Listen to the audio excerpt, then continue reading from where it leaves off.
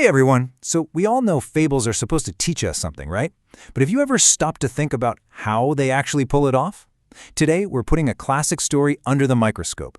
We're going to deconstruct it and figure out the simple, powerful formula that makes a lesson stick with you for life.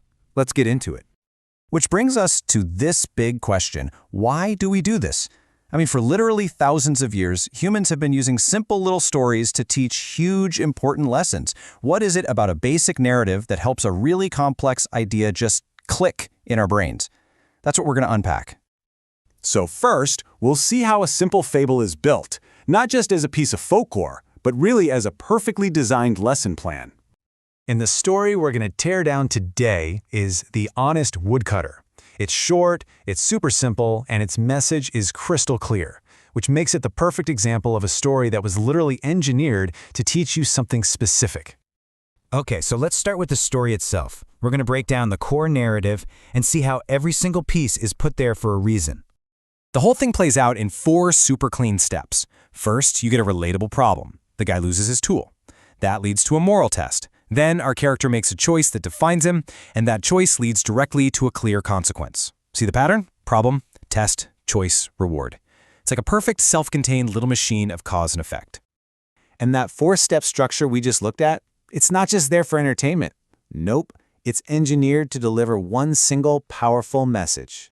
Everything, the woodcutter's problem, the test he faces, the reward he gets, it all funnels down to this one single idea. But here's the really crucial part. The story isn't just about honesty, it's an argument for honesty. The plot is literally the proof.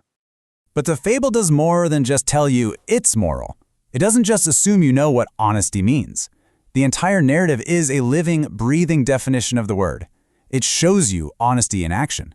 And that's the difference between just memorizing a word and actually understanding a concept.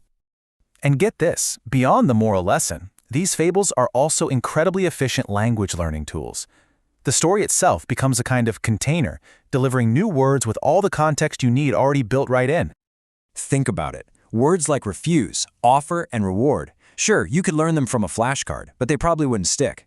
When you learn them as part of the woodcutter's dilemma, you don't just know refuse means to decline. You actually picture him shaking his head at that shiny golden axe. The story anchors the vocabulary right into your memory. All right, so we've looked at the structure, the moral, and the language. So what's the big takeaway? Why is this ancient formula still so incredibly effective today? Well, it works because it's a perfect partnership. You have the memorable story with its simple plot and a character you can relate to that acts as the hook. It's the delivery system for the powerful lesson, the main moral, and the new words that you're actually supposed to learn.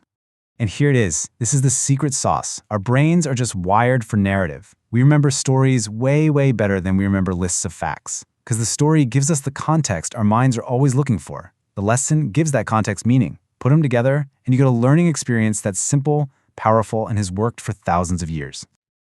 And that leaves us with one final thought to chew on. The fable gives us a really clear-cut answer. Honesty gets rewarded.